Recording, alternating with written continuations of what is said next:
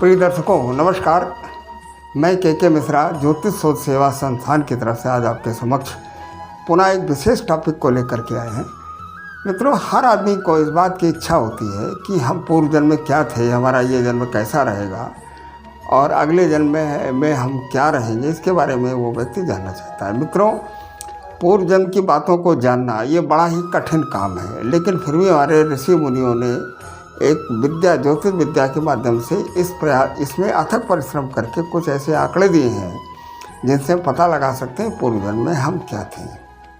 मित्रों, जैसा कि आप लोगों को मालूम है कि हमारी जो जन्म कुंडली होती है उसमें कंप्यूटर से आजकल जन्म कुंडलियाँ बनती हैं, जिनमें 3 चक्र प्रथम पृष्ठ पर ही बने होते हैं, लग्न चक्र, चंद्र लग्न चक्र और नवमास चक्र। तो आप ये लग्न चक्र को, ये हमने यहाँ लग्न चार्ट बना रखा है, इसी तरीके से चार्ट को आप देख लें। और कुछ ऐसे सूत्रों की हम बात कर रहे हैं, अगर ये सूत्र आपकी कुंडली में लगे हों, उस तरह से ग्रहों की स्थिति हो, तो आप ये अंदाज़ा लगाते जाएंगे कि पूर्व जन्म में क्या थे, इसे आप देखते जाएंगे। मित्रों, सबसे पहले बात कर लेते हैं इस कुंडली में किस भाव से हम पूर्व जन्म के बारे में देखते हैं। ये हमारा पहला स्थान होता है और ये हमारा पंचम स्थान होता है। अगर पंचम स्थान को लग्न मान करके अगर हम कुंडली को बनाएं और जो आपके ग्रह हैं उसमें हम रखते हुए चले जाएं, मान लीजिए यहाँ से 1 2 3 4, ये पंचम स्थान, यहाँ पर मान लीजिए 5 नंबर लिखा है, ये 5 नंबर। तो हमें करना क्या है कि इसको लग्न मान लें, इसको लग्न मान करके यहाँ पर 5 नंबर रख करके सारे ग्रहों को स्थिति करें। स्थिति से रखें तो हमें पता लग जाएगा कि हमारे पूर्व जन्म की कुंडली कैसी थी। लेकिन आज हम कुछ दूसरी ही चर्चा करेंगे। बात करेंगे शनि ग्रह से हम ये पता लगा सकते हैं पूर्व जन्म में हम क्या थे। अगर शनि आपका लग्न में है, शनि 1 नंबर में, शनि अगर आपका पंचम स्थान में है, शनि अगर आपका सप्तम स्थान में है और यह शनि आपका अष्टम स्थान में है, यह शनि आपका तीसरे स्थान, ये 11वें स्थान है। अगर इन स्थानों में शनि की स्थिति है तो आपको ये समझ लेना चाहिए कि पूर्व जन्म में हमारी आर्थिक स्थिति बहुत अच्छी नहीं थी और हमारा जन्म उच्च कुल में नहीं हुआ था। वो कैसे?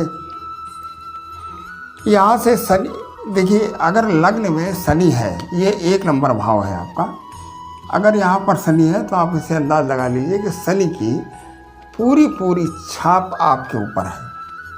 और शनि की छाप जहाँ होती है वो भाव बहुत ज़्यादा पुष्ट नहीं होता है।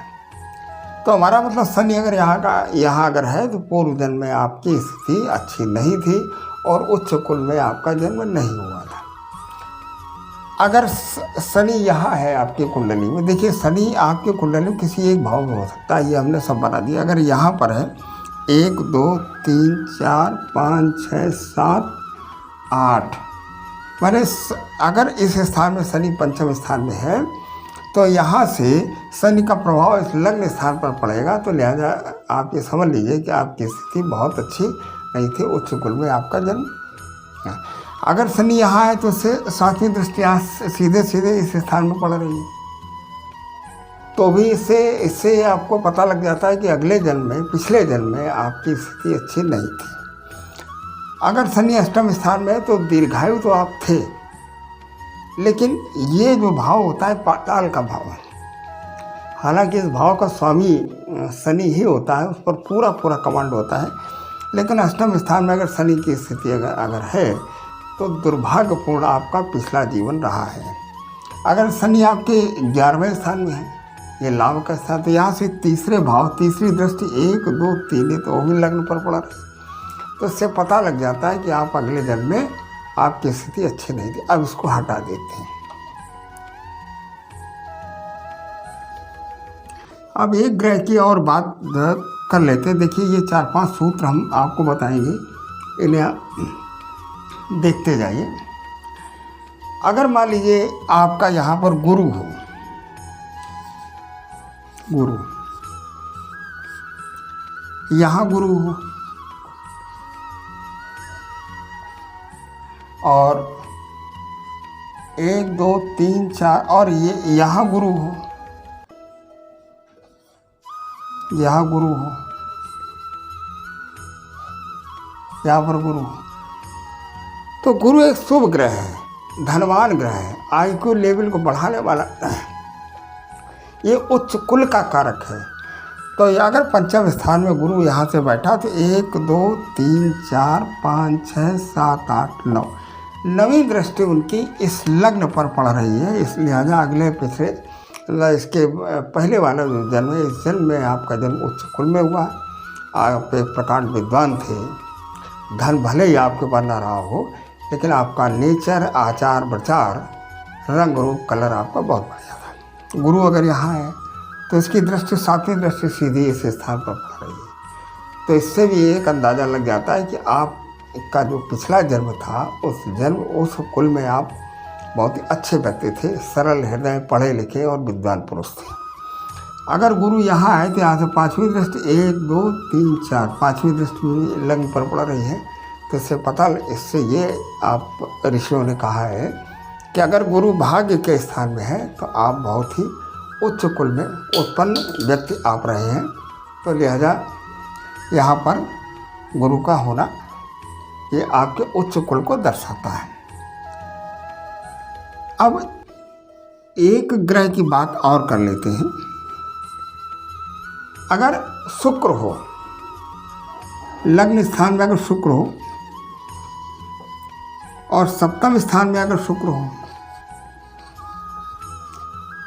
तो शुक्र एक ऐश्वर्य का कारक है। शुक्र अगर आपकी इस जन्म की कुंडली लग्न में अगर शुक्र है तो आप पिछले जन्म में बहुत ही धनवान व्यक्ति थे, लेकिन आदतें आपकी अच्छी नहीं थी, भोग विलासी प्रवृत्ति के व्यक्ति थे।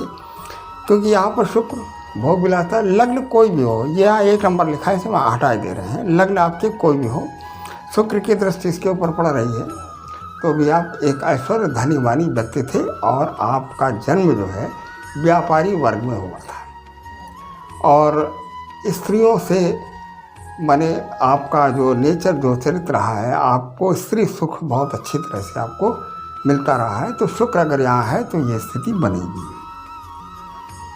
अब एक चीज़ और देख लेते हैं। मान लीजिए गुरु यहाँ है और गुरु यहाँ है,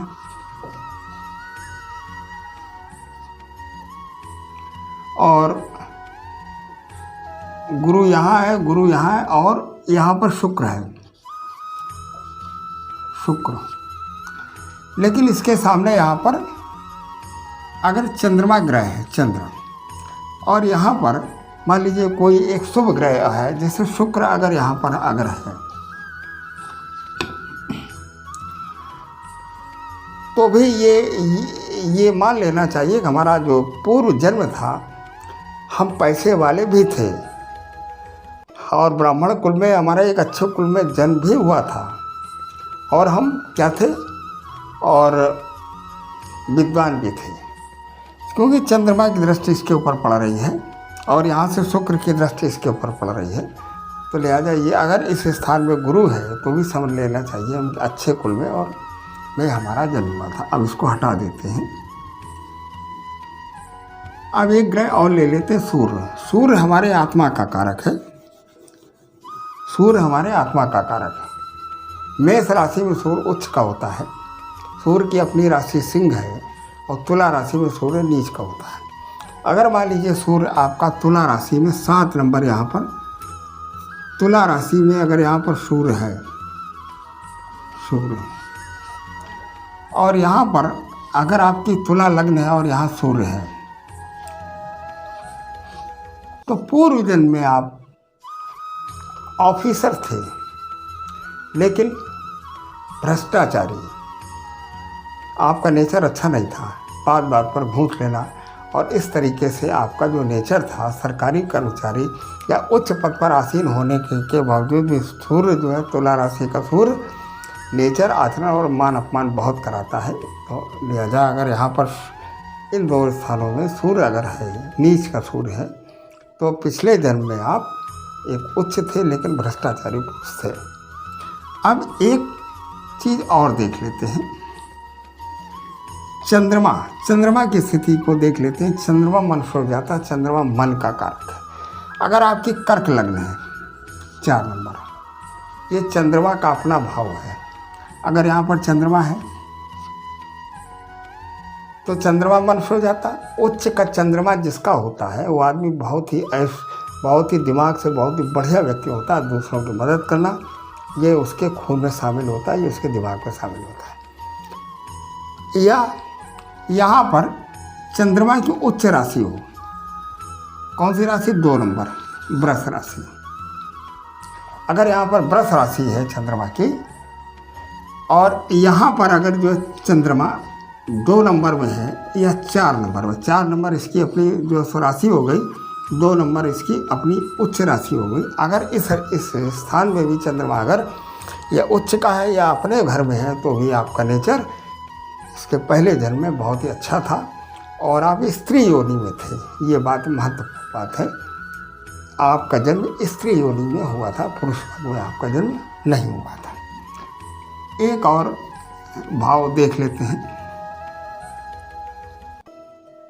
अगर मान लीजिए मंगल है आपका, मंगल अगर लग्न में है, यहाँ मंगल हो गया, और मंगल अगर यहाँ है, मंगल अगर यहाँ है, और मंगल अगर यहाँ है,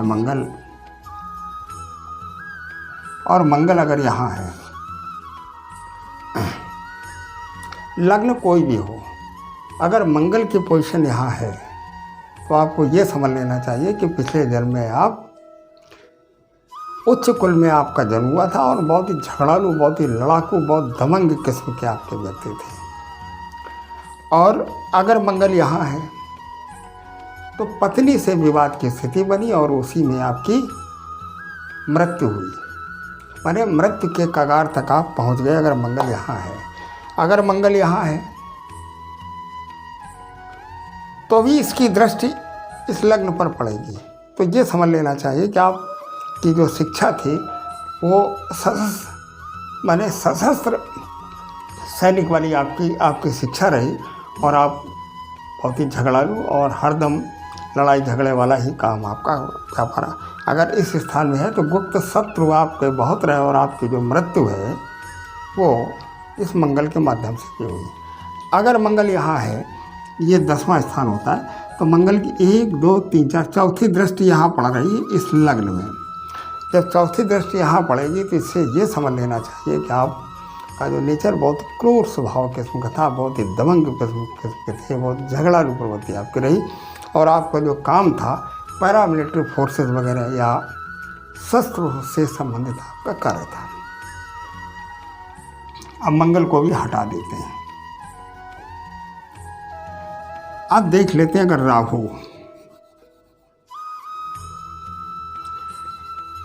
राहु अगर लग्न में है, राहु के बारे में सभी लोग जानते हैं। आजकल के आचार्यों ने राहु को बड़ा उछाल रखा है, कुजवत केतु शनिवत राहु। राहु शनि का प्रभाव रखने वाला है। अगर यहाँ पर राहु है तो, और ये शूद्र ग्रह है, तो यहाँ पर राहु अगर बैठेगा तो उल्टे सीधे काम कराएगा। ये सेपरेटर भाव से इसकी दृष्टि 7वें स्थान पर पड़ेगी, पत्नी का स्थान, आपके पार्टनर का स्थान। अगर आप व्यापारी रहे हैं पिछले जन्म में तो राहु की दृष्टि से उनसे झगड़ा होता रहा, पत्नी से तलाक की स्थिति आई।